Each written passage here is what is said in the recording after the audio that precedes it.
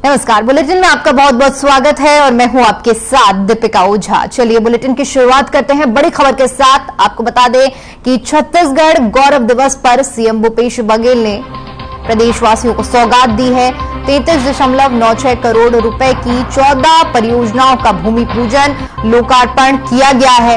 संत शिरोमणि गुरु घासीदास बाबा स्मारक और संग्रहालय बताते चले कि नवा रायपुर में 4.86 करोड़ रुपए की लागत से निर्माण किया जाएगा। अनुसूचित जाति एवं जनजाति वर्ग के विद्यार्थियों को सौगात मिली है। कई कन्या एवं बालक छात्रावास आश्रमों का भूमि पूजन लोकार्पण किया गया है। मुख्यमंत्री ने छत्तीसगढ़ गौरव दिवस पर ये प्रदेशवासियों को बड़ी सौगात दी है।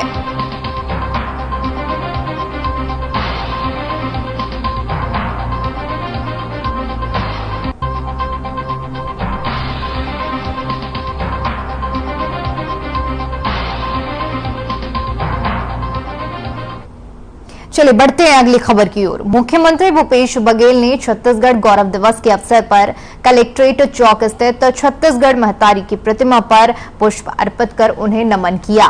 गौरतलब है कि मुख्यमंत्री भूपेश बघेल के नेतृत्व में राज्य सरकार के 4 साल पूरे होने के अवसर पर आज 17 दिसंबर को पूरे प्रदेश में छत्तीसगढ़ गौरव दिवस मनाया जा रहा है। वहीं इस दौरान नगर निगम रायपुर के महापौर एजाज ठेबर, छत्तीसगढ़ राज्य गृह निर्माण मंडल के अध्यक्ष कुलदीप जुनेजा, छत्तीसगढ़ राज्य खाद्य नागरिक आपूर्ति निगम के अध्यक्ष रामगोपाल अग्रवाल भी उपस्थित रहे।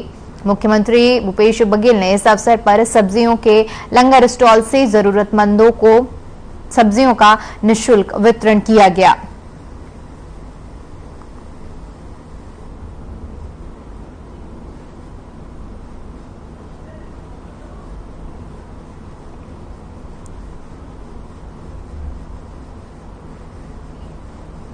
वहीं छत्तीसगढ़ सरकार के 4 साल पूरे होने पर प्रदेश कांग्रेस संचार विभाग के प्रमुख सुशील आनंद शुक्ला का बयान सामने आया। उन्होंने कहा कि भूपेश सरकार के 4 साल पूरे हुए। इन 4 सालों में सरकार ने जो कमिटमेंट पूरे किए हैं, इन 4 साल में जन घोषणा पत्र में किए गए 36 वादों में से ज्यादातर वादे पूरे किए हैं। प्रदेश में 5 लाख से ज्यादा युवाओं को रोजगार दिया गया है।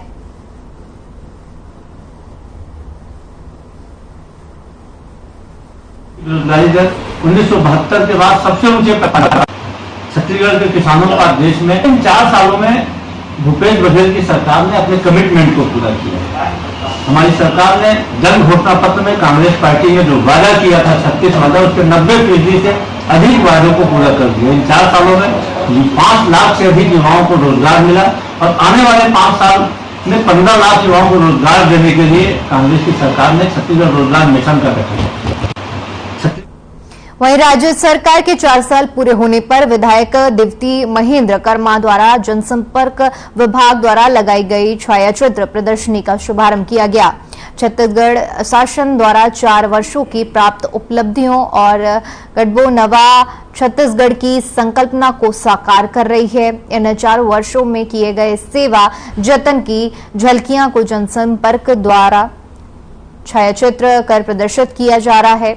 बता दें कि दंतेश्वरी मंदिर परिसर में प्रदर्शित किया गया।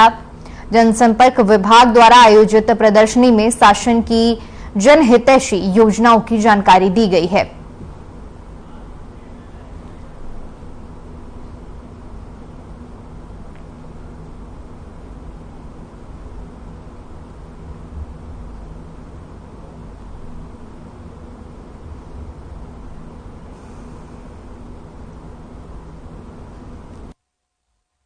शासन के 4 वर्ष पूर्ण होने पर गौरव दिवस मनाया जा रहा है। इस वर्ष छत्तीसगढ़ शासन के 4 वर्ष पूरे होने पर जनसंपर्क विभाग द्वारा मंदिर परिसर में प्रदर्शनी लगाई गई है, जिसमें आम नागरिकों को जो भी योजनाएं चल रही थी शासन की, उनकी ब्रोशर, बुक्स वगैरह, जनमन वगैरह वितरण किया जा रहा है। आम जनता तक जो भी योजनाएं हैं उनसे जो लाभ मिला है, योजनाओं के बारे में बताया जा रहा है।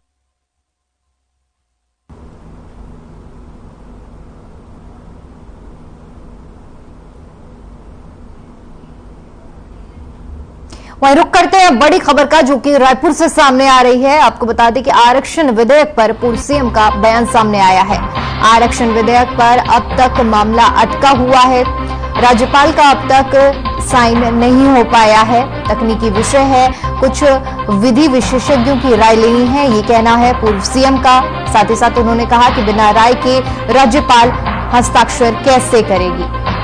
तो बड़ा बयान सामने आया है पूर्व सीएम डॉक्टर रमन का, जिसमें उन्होंने ये तमाम बातें कही हैं।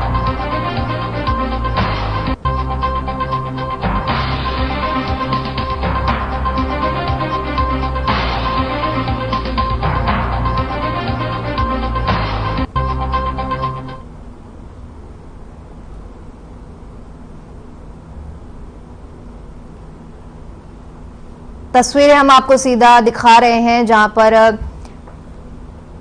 पूर्व सीएम ने बयान दिया है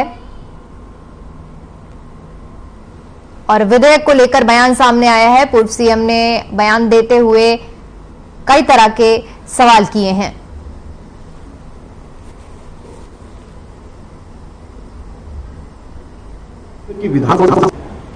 तकनीकी विषय है इसका गवर्नर साहब ने जो 10 बिंदु की जानकारी मांगी है, वो जानकारी सामने आ जाएगी, उसका निराकरण हो जाएगा। कांग्रेस तो कह रही है सर इसमें कि विधानसभा से बड़ा विभाग कैसे हो सकता है। तो अगर तकनीकी दृष्टि से कुछ विधि विशेषज्ञों से राय लेना और बिना राय लिए महामहिम कैसे दस्तखत करेंगे। तकनीकी विषय है इसका गवर्नर साहब ने जो। वहीं दंतेवाड़ा के केशापुर में धान खरीदी के लिए एक नया केंद्र खोला गया है, जिसमें 14 गांव के किसानों को धान खरीदी के लिए 20 किलोमीटर की दूरी कम तय करनी पड़ेगी। इसी को लेकर किसानों ने मुख्यमंत्री का आभार जताया है। बता दें कि नए धान खरीदी केंद्र बनने से किसानों को धान विक्रय में आसानी हो रही है। जहां पहले किसानों को लंबी दूरी तय कर धान बिक्री के लिए जाना पड़ता था, वहीं अब किसानों को जितना लाभ धान बेचने में होता था, उससे कहीं ज्यादा परिवहन में खर्च करना पड़ता था। किसान धान बेचने लगभग 15 से 20 किलोमीटर दूर बालूद जाते थे, जिससे धान को ले जाने में किराया खर्चा करना पड़ता था।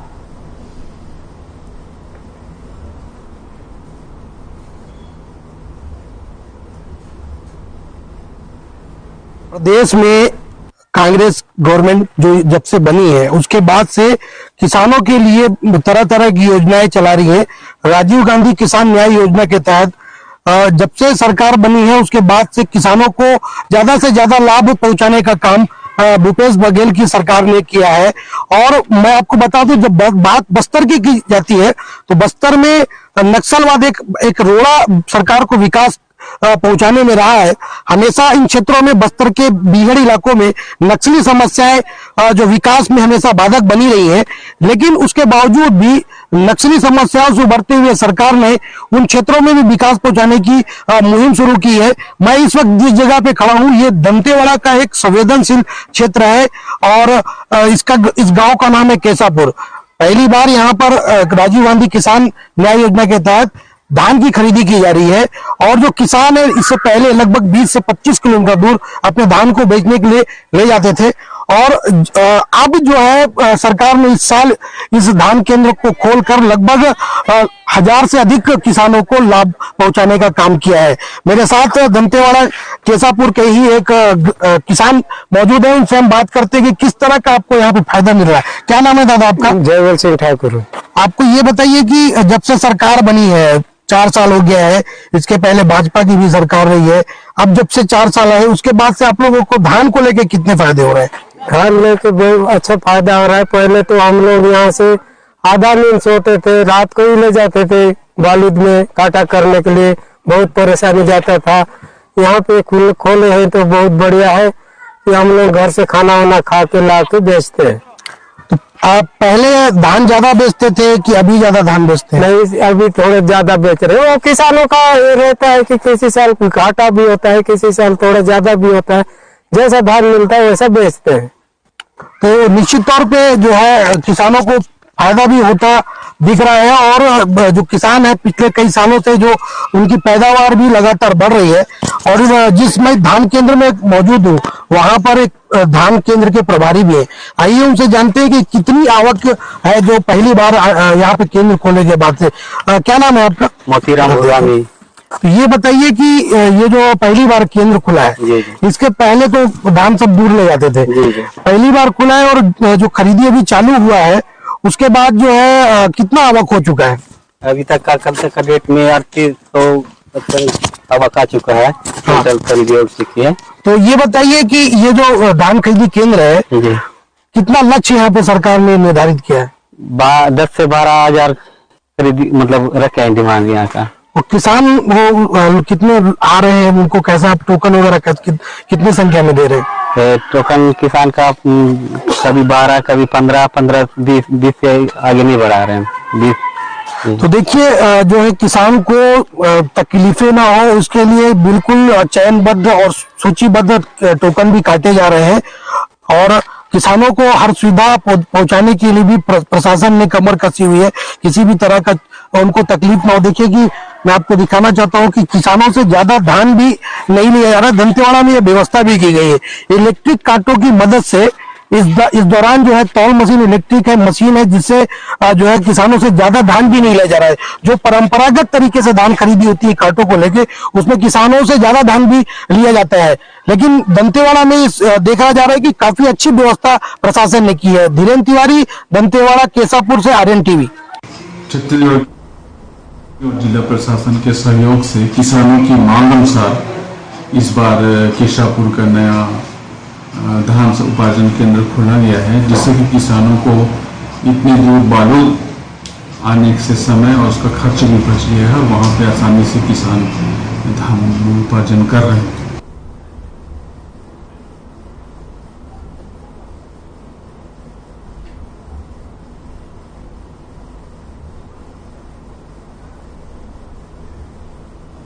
चलिए फिलहाल वक्त तो चला एक छोटे से ब्रेक का। ब्रेक के बाद खबरों का सिलसिला लगातार जारी रहेगा।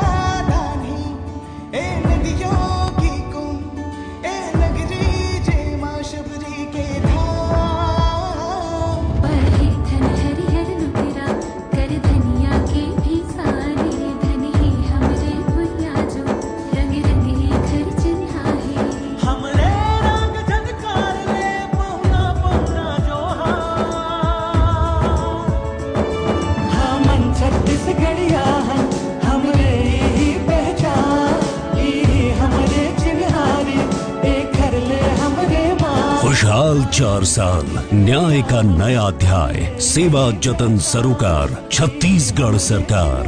आइए हम सब छत्तीसगढ़िया मिलकर मनाते हैं छत्तीसगढ़ गौरव दिवस। Through constant innovation, the group provides its clients with value-added, environment-friendly products. We are committed to provide quality products and services at optimum cost with the continuous improvement in the quality management system. Producing high-value paper, making us India's largest producer of branded papers, fine papers and packaging broad segments.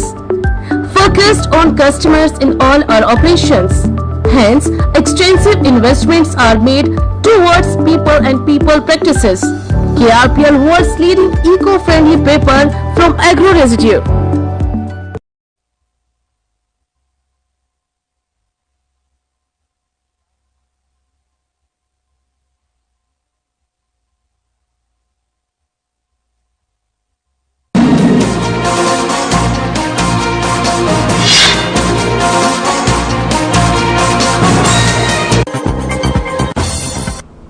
Break के बाद एक बार फिर से आपका स्वागत है। रुक करते हैं अगली बड़ी खबर का, जो कि रायपुर से सामने आ रही है। आपको बता दें कि 1.5 महीने में अनुमानित लक्ष्य का 50% धान खरीदी। सरकार ने 110 लाख मीट्रिक टन धान खरीदी का जताया अनुमान। 55 लाख मीट्रिक टन धान की खरीदी हुई है। 13.98 लाख किसानों को ऑनलाइन 11,158 करोड़ रुपए का भुगतान किया गया। कस्टम मिलिंग के लिए 31.71 लाख मीट्रिक टन धान का उठावा। तो बड़ी जानकारी आपके साथ साझा कर रहे हैं, जहां पर धान खरीदी को लेकर ये आंकड़े सामने आए हैं।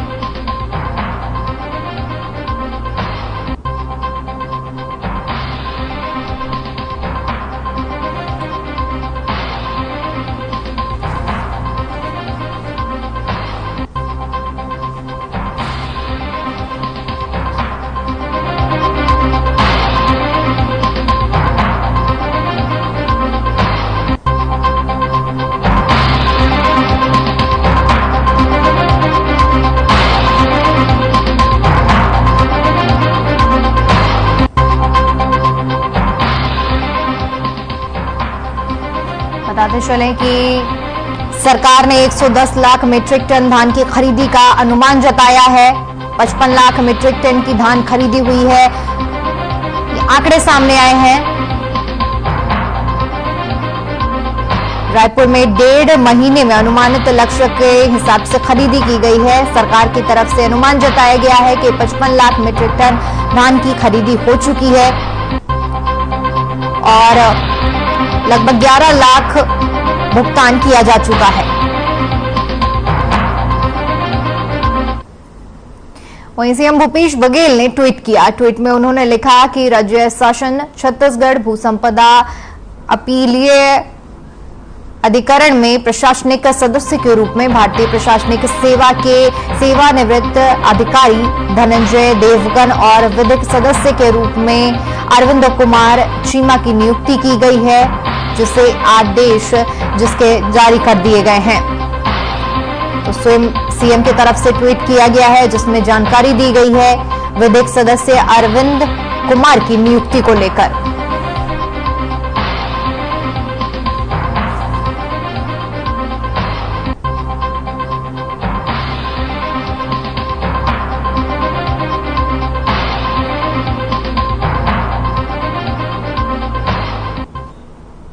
चले बढ़ते हैं अगली खबर की ओर। रायपुर में बीजेपी ने प्रेस कॉन्फ्रेंस की, जिसमें पूर्व मुख्यमंत्री डॉक्टर रमन सिंह के बयान को कांग्रेस ने गलत साबित करते हुए प्रदेश कांग्रेस संचार विभाग प्रमुख सुशील आनंद शुक्ला ने और कांग्रेस प्रवक्ता आरपी सिंह का बयान सामने आया। उन्होंने कहा कि पूर्व मुख्यमंत्री डॉक्टर रमन सिंह झूठ बोल रहे हैं।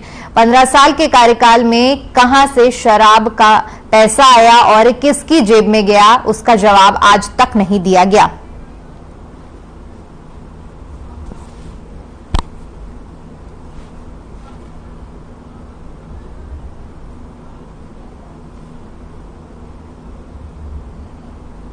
भिलाई नगर में सिटी बसों का परिचालन प्रारंभ हो गया है। महापौर नीरज पाल, निगम आयुक्त रोहित व्यास और एमआईसी मेंबर लोक निर्माण विभाग के प्रभारी आकांश बछौर ने हरी झंडी दिखाकर सिटी बस को रवाना किया। इसी के साथ ही निर्धारित रूटों पर अब सिटी बस दौड़ने लगेगी। प्रारंभिक चरणों में 8 सिटी बसों को प्रारंभ किया गया है और 2 बसें और तैयार हैं, जो जल्द ही चालू हो जाएंगी। इस प्रकार से 10 बसें चलने को तैयार हैं। इसके बाद शेष बसों को भी शीघ्र ही निर्धारित रूट के मुताबिक प्रारंभ किया जाएगा और सिटी बस को चलाया जाएगा।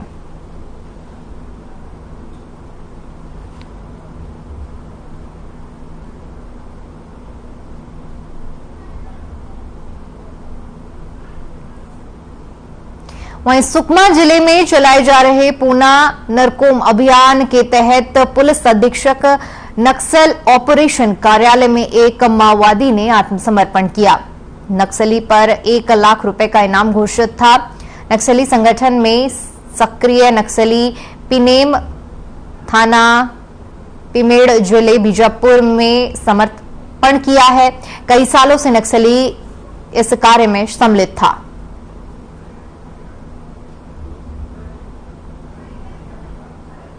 241 बटालियन जो है, खास करके बस्तरिया बटालियन, स्थानीय लोगों को लेके बनाया हुआ एक बटालियन है और स्थानीय लोगों को इस बटालियन से फायदा हुआ। सीआरपीएफ में और सीआरपीएफ और स्थानीय जो है छत्तीसगढ़ पुलिस को भी इनसे फायदा हुआ और बहुत अच्छा कार्य कर रहा है। उसको चलते हुए जो है ये पूनम बुद्रा जो है इसका हमारा खास करके हमारे जो इंटेलिजेंस सेल द्वारा इनके पास मतलब अपना उन्होंने कांटेक्ट किया था इसका थ्रू, और इन्होंने बटालियन में काम कर चुका है, अभी मिलिशिया कमांडर के रूप में भी काम कर रहा था। जी, पुनर्निर्गम अभियान के तहत हम बार बार नक्सलियों से अपील कर रहे हैं कि वो जो युवा जो भटक के नक्सल संगठन में जुड़ गए थे वो लोग उसको छोड़ के मुख्य धारा में आए, शासन की नीतियों का फायदा उठाएं। इसी क्रम में आज हमारे पास पुणे बुधरा नाम के नक्सली जो इनामी नक्सली हैं, जिनपे 1 लाख का इनाम जो है छत्तीसगढ़ शासन के द्वारा घोषित है, इन्होंने सरेंडर किया है। ये जो सरेंडर है ये 241 बटालियन के कमांडेंट श्री पद्मा कुमार ए और उनकी पूरी टीम के द्वारा करवाया गया है। ये बड़ी सफलता है क्योंकि ये जो नक्सली है ये बटालियन में नक्सलियों की पीएलजे बटालियन में भी कार्यरत था। वहीं दुर्ग निगम के आयुक्त आईएएस लक्ष्मण तिवारी ने गुरुवार को आर्य नगर शंकर नगर में संचालक अग्रवाल नर्सिंग होम की जांच की। शिकायतकर्ता कीर्ति राम ने आयुक्त के कक्ष में शिकायत की थी और वार्ड के नागरिकों और भर्ती मरीज के परिजनों ने अव्यवस्था की शिकायत की थी। इसको ध्यान में रखते हुए आयुक्त ने त्वरित कार्रवाई के लिए पहुंचे। आयुक्त ने जांच के दौरान मौके पर एनजीटी गाइडलाइन का उल्लंघन होता हुआ पाया। इसके अलावा नर्सिंग होम एक्ट और बायो वेस्ट के डिस्पोजल को लेकर भी अनदेखी की जाने की बात सामने आई। मौके पर नर्सिंग होम के संचालक डॉक्टर एसके अग्रवाल और आम आदमी पार्टी के मेहरबान सिंह ने शासकीय कार्य में बाधा डालने का प्रयास किया और शांति भंग करने की कोशिश की। इसके बाद मौके पर कोतवाली पुलिस ने दोनों को हिरासत में ले लिया। आयुक्त लक्ष्मण तिवारी ने पुलिस को निर्देशित किया कि वह दोनों पर वैधानिक कानूनी कार्रवाई करे।